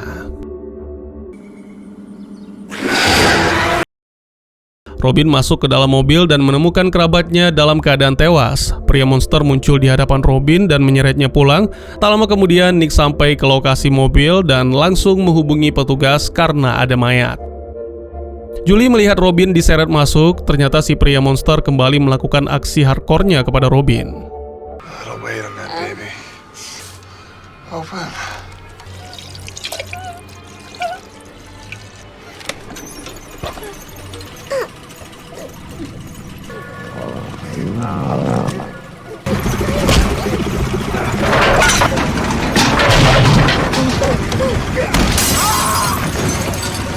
It's gonna be okay. It's gonna be okay. You're gonna be okay. Sial, ternyata sheriff dan penjahat duo konco kental. Nick bersiap meninggalkan rumah ketika melihat 2 penjahat tersebut mengarah ke posisinya. Penjahat masuk, Nick dan Robin sudah berada di luar. Kelenjar milik Robin sepertinya mau meledak. Nick menghubungi Rosa untuk meminta solusi.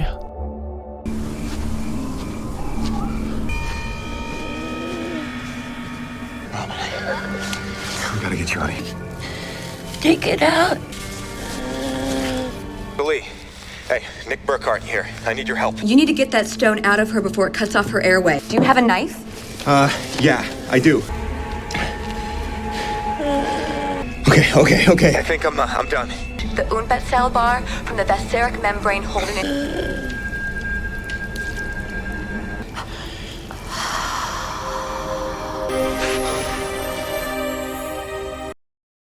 Sheriff dan rekannya datang. Nick tidak kalah gertak. Kalau mereka maju, Nick akan melempar benda yang lebih berharga daripada emas ini.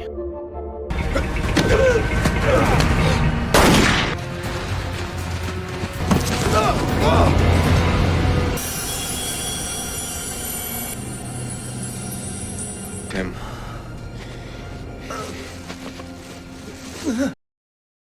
Malam ini, Nick dan rekan setianya, Hank, double date. Begitu Nick melihat Adeline Shade, sontak flashback.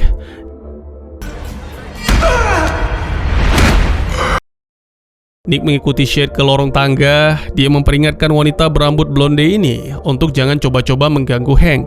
Peringatan tersebut dibantah dan Nick jadi kesal.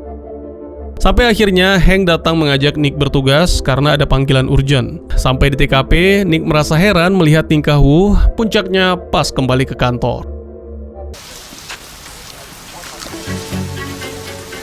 I'm gonna pass out. Hey, medic, please! Percaya atau tidak, penyebab Wu pingsan karena memakan sejumlah benda padat. Kapan dan di mana ia menyantapnya, Nick sendiri heran. Dokter menyarankan agar pria Asia berpangkat sersan ini istirahat dari tugas untuk sementara waktu. Singgah ke rumah Monroe, Nick dapat informasi soal sihir yang dimasukkan ke dalam makanan. Diduga kuat, sihir jenis inilah yang merusak kondisi organ dalam Wu. Ngomong-ngomong, mari kita lihat sejenak kondisi Shade. Apa yang ditempel di wajah wanita pirang ini? Tanya yang belum subscribe. The most beautiful girl he's ever seen. Nick dan Monroe dan si cantik Rosa sudah berhasil menemukan permasalahan yang dialami Wu. Waktu mereka mendatangi rumah Wu, polisi berpangkat sersan ini tampak sedang asyik menikmati bulu karpet. Rosa memasukkan cairan ke dalam mulut Wu dan hasilnya, polisi divisi kriminal umum ini langsung sembuh. Tugas Nick CS selanjutnya adalah menyelamatkan Hank. Sampai di rumahnya, Rosa melihat kondisi Hank sedang terbaring tak sadarkan diri. Meski demikian, dapat dipastikan pemuda berbadan gelap ini masih hidup. Nick menghubungi Shade karena tahu semua ini pasti ulahnya. Permintaan Shade sederhana tapi rumit bagi Nick. Dia disuruh pilih, serahkan kunci warisan mendiang Bibi Mary atau nyawa Hank. Shade menentukan sebuah tempat pertemuan. Sebelum berangkat, Rosa mengatakan kepada Nick kalau darah Grimm bisa jadi penangkal sihir Shade. Sampai ke lokasi pertemuan, Nick minta agar perselisihan antara Grimm dan monster jenis Shade diselesaikan. Tapi bagaimana bisa selesai jika wanita ini saja sangat sulit diajak kompromi?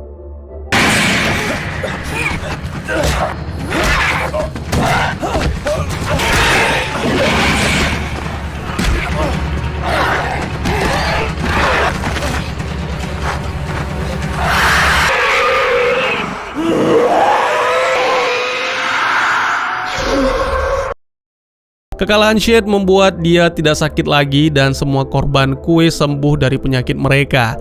Dampak yang paling krusial, nama Shade dicoret dari kartu keluarga dan komunitas karena tidak punya kekuatan lagi.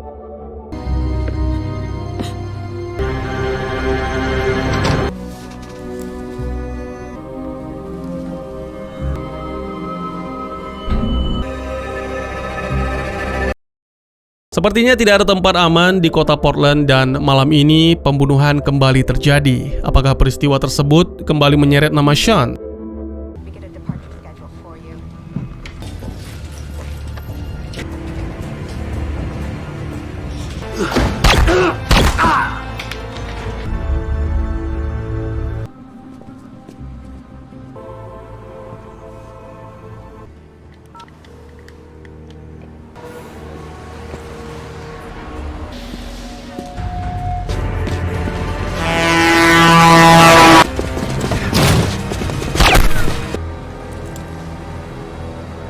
Ich sage, dann lassen Sie mich mal wissen.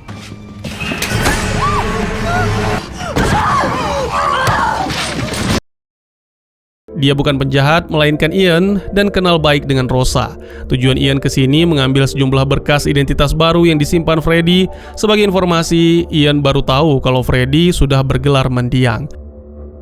Monroe datang ke kedai Rosa dan dijelaskan kalau Ian adalah pemimpin pemberontak dari kalangan monster. Itu artinya Ian punya banyak musuh yang menentang aksinya. Berhubung Ian tidak bisa dibawa ke RS karena alasan keselamatan, terpaksa peluru di tubuhnya dikeluarkan oleh Rosa dan Monroe. Di sebuah bar di kota Portland, aksi tindak kriminal kembali terjadi. Kali ini dari golongan monster. A dead man. Oh, ternyata si pembunuh punya hubungan dengan Sean. Dapat dipastikan kejadian di bar barusan pasti ulah komandan polisi ini. Kalian sudah tahu nggak sih kalau sampai detik ini Nick tidak tahu kalau atasannya dari golongan monster. Monroe menghubungi Nick dan memberitahu ada Ian di sini. Sebenarnya niat ini sangat mulia, tapi masalahnya Monroe belum tahu kalau Ian ditetapkan sebagai buron atas kasus pembunuhan. Begitu Nick sampai dan bertemu Ian, Don't move. Nick, wait! Jadi menurut penjelasan Ian, pelaku pembunuhan yang beraksi di bar bernama Waltz dari geng Ferat. Apa itu geng Ferat? Mereka semacam komunitas besar dunia yang terdiri dari para bandit dan sukses menduduki posisi-posisi strategis pemerintahan negara. Mereka bekerja untuk para bangsawan atau elit global, menciptakan konflik, menaikkan inflasi, dan menggoyangkan konstitusi sarapan bagi mereka. Waltz menghubungi Nick, mengajaknya ketemu berdua untuk membahas soal Ian. Nick mencatat sejumlah kosakata yang kurang dipahami, kemudian ditanyakan kepada Monroe. Bahkan kali ini Ian ikut memberi informasi kepada Nick. Akhirnya Nick dan Waltz berhadapan face to face. Permintaan Waltz hanya satu, bantu menangkap Ian. Ini harus dituruti. Jika tidak, Waltz akan menghabisi satu persatu warga kota Portland. Waltz tahu kalau nanti Rosa akan membuat paspor untuk Ian. Bahkan toko mana yang akan dikunjungi pun Waltz sudah tahu. Penjahat tua ini bersekongkol dengan si pemilik toko, jadi Rosa datang segera mengabarinya. Akhirnya Rosa benar datang dan ketika selesai dari toko, Waltz mengikutinya sampai kedai dan menyamar sebagai tamu. Tidak butuh waktu lama, penyamaran terbongkar. Kedua orang ini saling tahu satu sama lain hingga langsung cakap to the point. "Di mana Ian?" tanya Waltz. Tanpa pikir panjang, Rosa menghubungi Monroe di depan Waltz, minta agar Ian dibawa sejauh mungkin ke tempat aman. Waltz marah dan mulai menebar ancaman, bukan kepada Rosa, melainkan Monroe.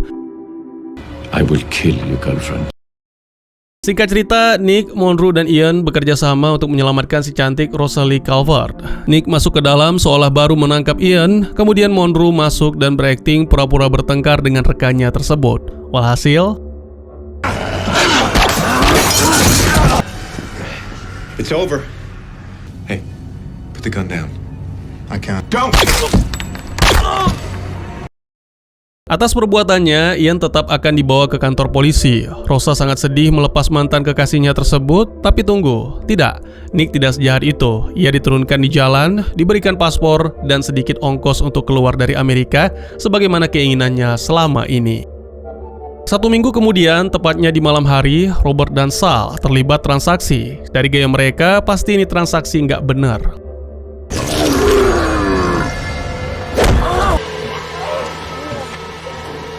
What's your emergency? You gotta come quick. What's your name, please? Killed them. What?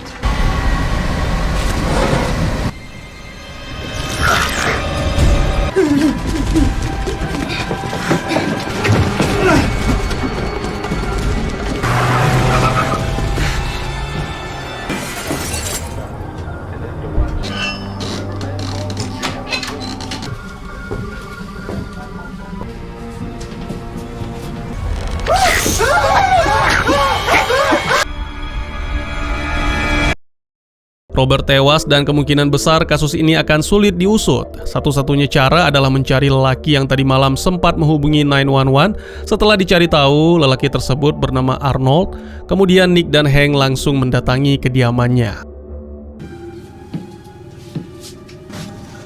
Nice work.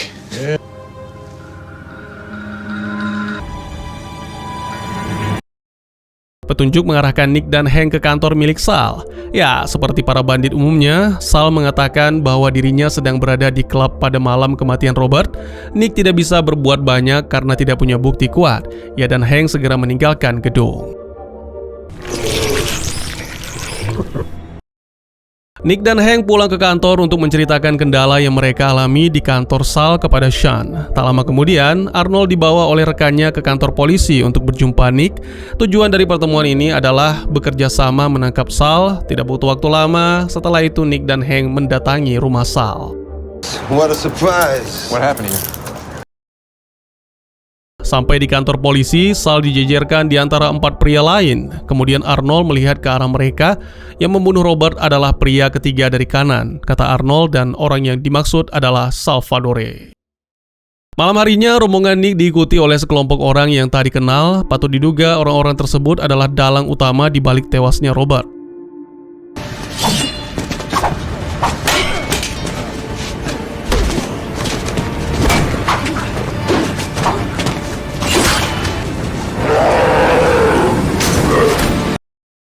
Monroe diminta datang oleh Nick ke lokasi kejadian. Baru diketahui, 2 orang yang terkapar ini adalah The Reaper, sebuah ordo rahasia yang berfokus memburu Grimm. Monroe menambahkan, para anggota The Reaper akan terus muncul selama Nick masih hidup. Terakhir, untuk mengirim sinyal kepada ordo tersebut, Monroe memenggal 2 kepala anggota Reaper yang di depannya ini. Better than one.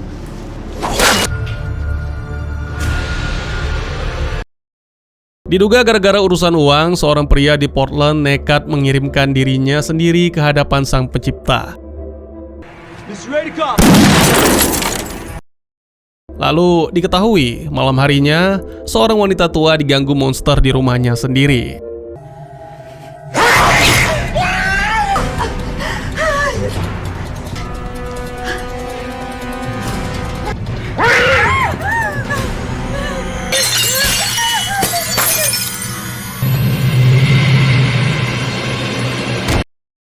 Sampai di TKP, Nick dan Hank langsung mengantongi 2 nama, Arthur dan Spencer.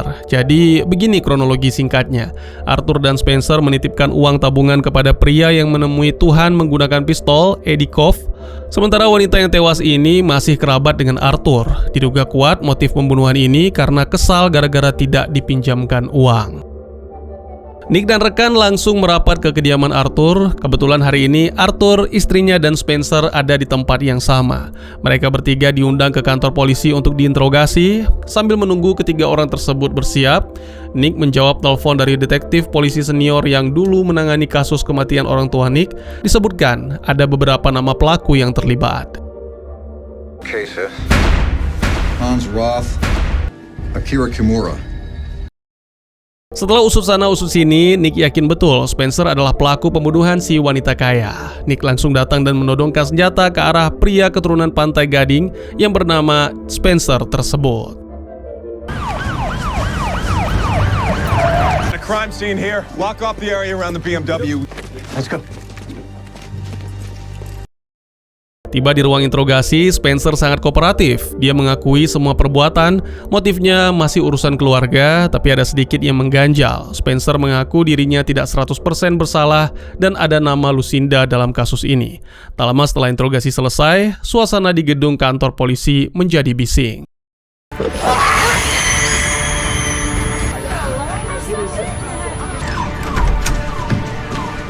Let's go. Baik, sedikit penjelasan. Wanita tua yang tewas di rumahnya bernama Mavin. Mavin punya 2 putri kandung dan 1 putri tiri bernama Lucinda. Sementara Spencer adalah bapak baptisnya.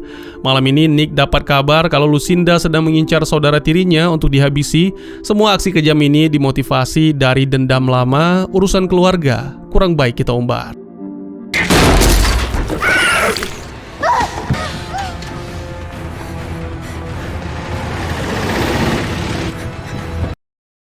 Kelebihan monster seperti Lucinda, dia mampu mengeluarkan suara bising yang memecahkan kaca dan gendang telinga manusia. Ketika Nick menyiapkan alat penangkal suara Lucinda bersama Monroe, tiba-tiba Spencer datang dan menghabisi nyawa putri baptisnya tersebut karena dianggap meresahkan lingkungan. Kemudian Spencer juga mengakhiri segalanya. I'm sorry.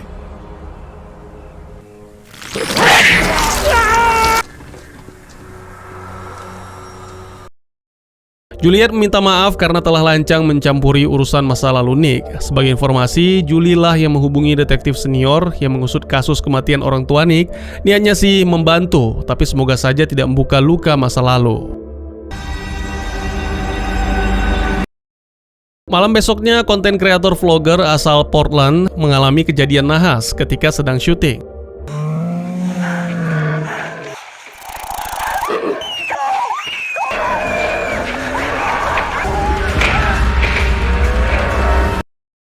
Seorang peternak bernama Tom mengalami nasib kurang baik. Hewan peliharaannya diserang oleh monster hutan. Tom menghubungi dokter hewan yang tidak lain adalah Juliet. Setelah area sekitar dipantau, ditemukan mayat di dalam hutan. Wow. Tom, look at that. Sure it was an animal you saw? Giraffes lead off that way. We better check it out.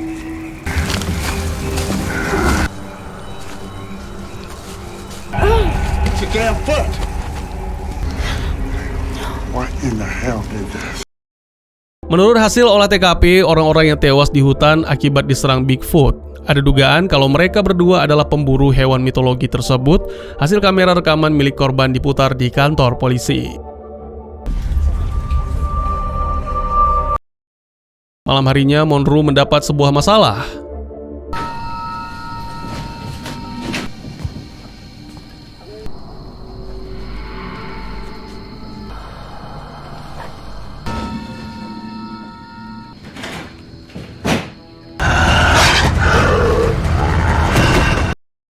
Tenang, dia bukan musuh, melainkan teman lama Monroe, Larry. Konco lawas ini sepertinya sedang tidak baik-baik saja. Larry tidak bisa mengembalikan wujudnya menjadi manusia. Kondisi seperti ini membuat Larry tidak mampu mengendalikan diri sehingga menghabisi nyawa 2 orang di hutan. Semua itu terungkap ketika Nick sampai di rumah Monroe. Monroe tidak mungkin membiarkan polisi masuk ke rumahnya dan melihat kondisi Larry seperti ini. Sebagai teman yang setia, Monroe langsung berinisiatif.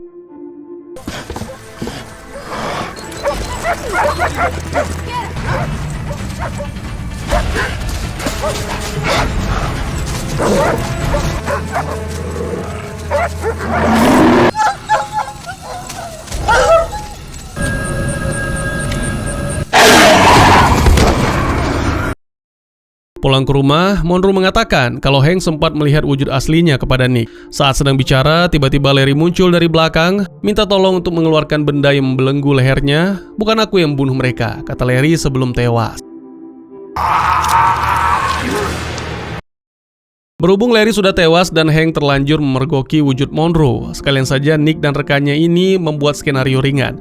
Larry dipakaikan pakaian yang digunakan Monroe, lalu dibuang ke hutan untuk mengelabui Hank. Hasilnya pun sesuai harapan. Saking suksesnya, pihak kepolisian langsung mengumumkan kepada pers bahwa situasi hutan Portland saat ini 100% aman karena pelaku kejahatan telah tewas. Pernyataan tersebut tidak 100% akurat sebab pada malam harinya insiden berdarah kembali terjadi di hutan kota Portland.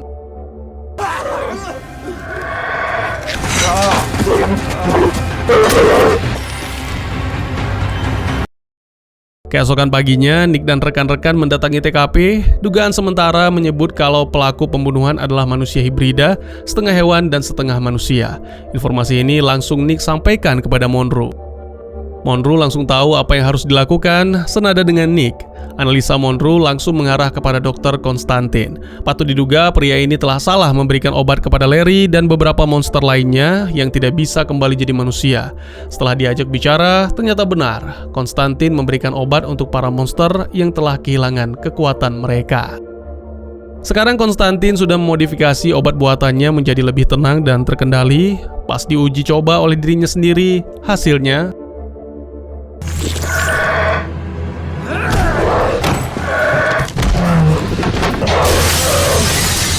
You okay? We have a report of an attack on 12th.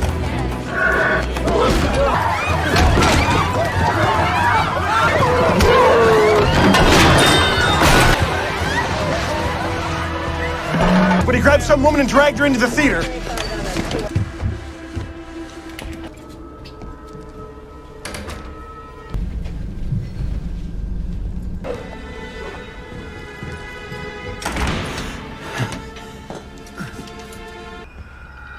If you can understand me.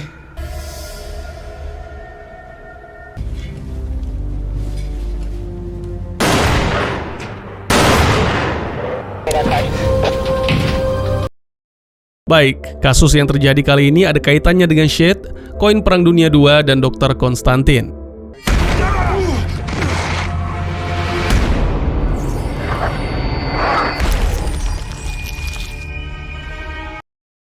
Di antara semua pelaku pembunuhan orang tua Nick, nama Akira Kimura yang paling jadi sorotan.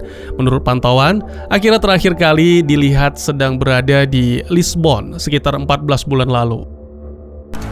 Welcome to the Portland Governor, sir. Sementara itu, Shade kembali menggunakan keterampilan meracik teluh atau santet. Kali ini bukan manusia yang menjadi bahan percobaan, melainkan Masih ingat dengan pria yang meeting dengan Akira di kamar hotel? Pria tersebut sekarang sudah meninggal dunia.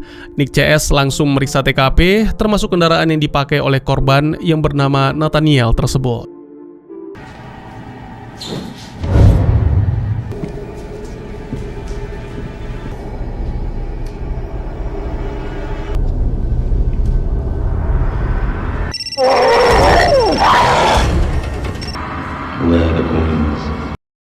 Tujuan Akira cuma satu, yaitu koin. Sean cukup tangguh menerima tekanan. Dia menyebut nama Colt sebagai pemegang koin yang dicari Akira. Tiba-tiba terdengar suara ketukan pintu dari Wu yang ingin meriksa kondisi komandannya.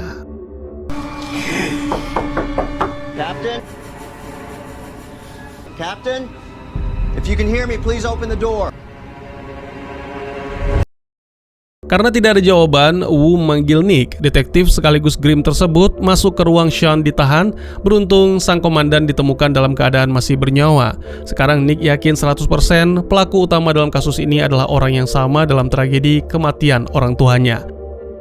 Nick ingin menunjukkan sekaligus membuktikan kepada Juliet tentang sejumlah misteri keturunan Grimm. Juliet dibawa ke camper van peninggalan mendiang Mary. Sejauh ini Julie tampaknya pusing mendengar semua cerita-cerita Nick tentang kehidupan Grimm dan masalah yang mereka hadapi. Puncaknya, demi meyakinkan sang pujahan hati, Nick membawa Julie ke tempat Monroe. Ketika sedang dijelaskan, tiba-tiba Juliet hilang kesadaran. It's just me. Menurut informasi terbaru, Akira menginap di motel kecil di kota Portland. Wu nekat mendatangi lokasi. Pada aksi kali ini, bukan Akira yang ia temui, melainkan Shade.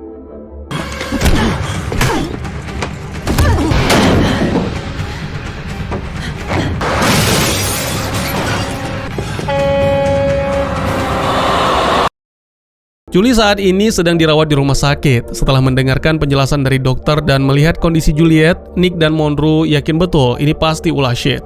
Analisa ini semakin kuat ketika mereka tahu kalau Shade sempat membawa hewan peliharaannya ke tempat Julie praktek. Nick dan Monroe pergi memeriksa kucing milik Shade. Bila diperhatikan sekilas, kucing ini sama sekali tidak tampak sakit. Berhubung keadaan semakin buntu, Nick meminta bantuan kepada si cantik Rosa. Jadi begini rencananya, Rosa meracik obat untuk Julie, sementara Nick pergi mencari Adeline Shade.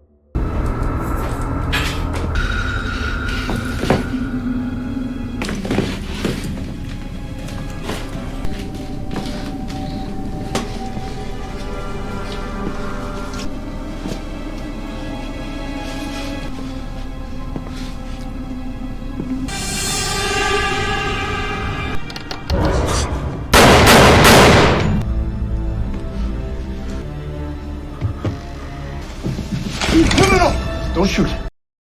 Nick sampai ke rumah Shade namun tidak melihat ada tanda-tanda si wanita pirang. Sementara itu, Akira sedang disibukkan dengan urusannya, lalu ada Rosa dan Monroe yang sedang berusaha menolong Julie. Nick sudah mengantongi posisi Akira, sekarang waktunya bagi kita semua duduk manis sambil menyaksikan adegan seru berikut ini.